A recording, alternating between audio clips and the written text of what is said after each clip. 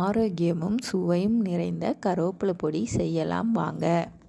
கருப்புளுந்து 1/2 cup, காஞ்ச மிளகாய் 3, உங்களுக்கு காரம் வேணும்னா நீங்கள் கூட போட்டுக்கலாம். எள் 1/2 ஸ்பூன், கடலைப்பருப்பு 1/2 கப்பு, கருவேப்பிலை இலை 2 கப்பு, பெருங்காயத்தூள் சிறிதளவு, 1 ஸ்பூன் மிளகு, 1 ஸ்பூன் சீரகம். ஒரு பேனில் கடலைப்பருப்பு, கருப்புளுந்து 2யும் போட்டு நல்லா வறுத்து எடுத்துக்கோங்க.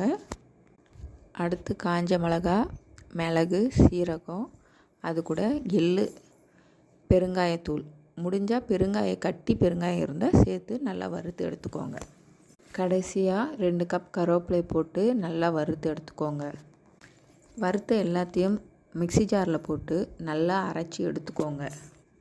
இப்போ நமக்கு ஆரோக்கியமும் சுவையும் நிறைந்த கருவேப்பிலை பொடி ரெடி. இதை நாம் இட்லி தோசைக்கு மட்டும் இல்லாமல் சாதத்துலேயும் போட்டு சாப்பிட்லாம்.